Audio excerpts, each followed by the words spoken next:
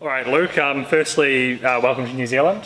Spoken a few times in the past on Zoom and radio and spoken about potentially coming here, and now it's finally here. So firstly, how's it to be finally here? It's really good. I've really been looking forward to making the trip over to Australia and New Zealand. I could have been in last year, but unfortunately, family issues, I couldn't. But no better time to be world champ rather than one to come over here on my first time. So yeah, I'm really happy to be here, and I've had a great couple of weeks. And I think it was your dad. You said he always wanted to go to Australia, and it's a place he really wanted to take him. So how was it to actually finally do that? Yes, he's enjoyed his time as well, so much as I have. We've seen so many different sites, Sydney Opera House and the Bridge, and we've gone to a zoo, and obviously explored a bit here. It's been fantastic. It's been nice to understand the culture of Australia and New Zealand as well. So yeah, it's a shame to say this, but I've enjoyed the trip more than the darts, and I think I've enjoyed it as a holiday more than I probably should have. But it's hard to come over and not enjoy it, and have it for what it is. It's probably the same as quite a few of the other guys that come here for the first time as well. And I think you were at Hobbiton yesterday. Yeah. What did you make of that experience? That was fantastic. Well, obviously, I've seen I think little parts of the Hobbit in trailers and stuff, and to go there and actually see the set was really cool, to be honest. And it kind of gives that perspective. Maybe you want to go and watch it, and because you envisage yourself being there. But yeah, we've enjoyed it. Like I said, little trips there and stuff like that. It makes the trip worth it. It's a long way to come. It's a long way back as well. But I am actually really looking forward to going back and seeing my family, my fiance, and my kids. I've missed them terribly. So I'm really looking forward to going back also. But I've got another day to come back tomorrow and hopefully do the job. Before we talk about the game, I have to ask you as well. I know you're a Leeds United fan. I don't know, is it weird watching the games in the morning compared to at night, or checking on the results, waking up in the morning as opposed to in the afternoon, evening over in the UK? Yeah, I mean the game against Portsmouth, it was about 9:30 at night, I think it was, or something. So that was okay. But the game against Middlesbrough in the Cup was at 7 in the morning here, and I had to wake up for that, and it was the biggest disappointment ever. It was terrible. So I probably would have rather sleeping in and having a good sleep, unfortunately. But the team, I know a lot of the players personally, so it's kind of disappointing. A few of them have left. Gonna miss a few of them, to be honest, obviously personally. But I still love the club regardless. So hopefully they can buy a few players and push up and hopefully get promotion, which is what they do. Yeah, exactly. And just going on to the game now, you played Caden. What did you make of his performance and the overall experience up on that stage? Yeah, I thought he's a good player. He's got a steady throw. He's got a decent throw. He could be a lot better. Maybe it takes a bit more dedication on his part. But when you're playing on the big stage once every year, it's kind of hard to perform and play at your best. I'm playing 50, 60, 70 times on the big stage every year. So it's always harder for the guys in the World Series to go on and perform and play their best.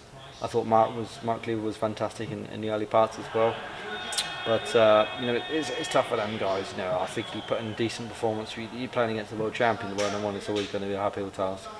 But I thought he put in a good show, and he missed a dart here and there. Could have been maybe 4 or something. If he'd have took his chance.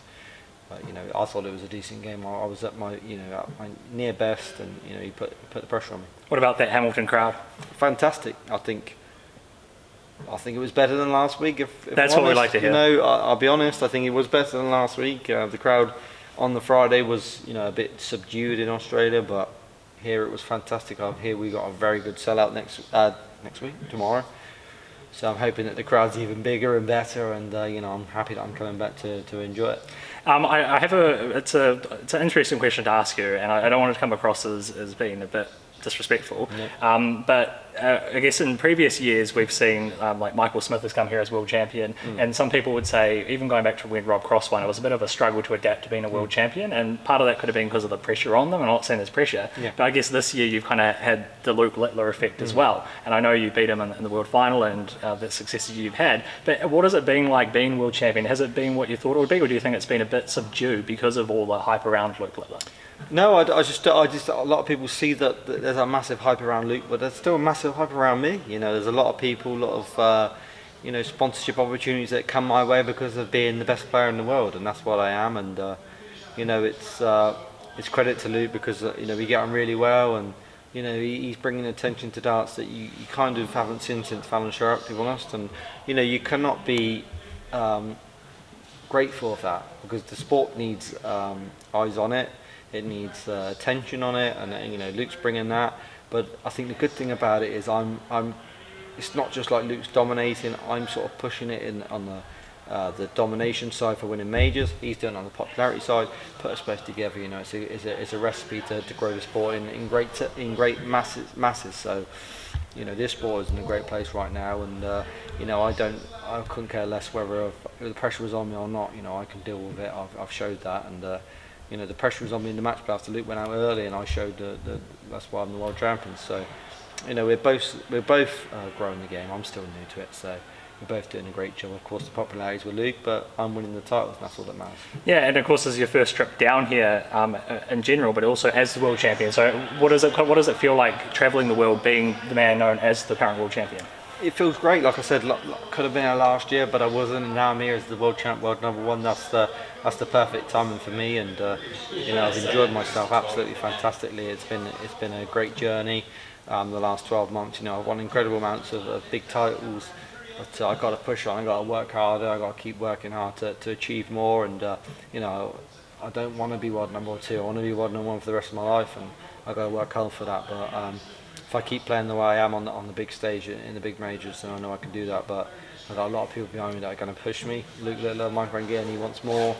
Yeah, I've got to work hard, and I believe I can stay at world number one for a long time. After all these years, it's nice to finally meet you, and congratulations, you won all the best for the rest of the tournament, eh? Thank you very much.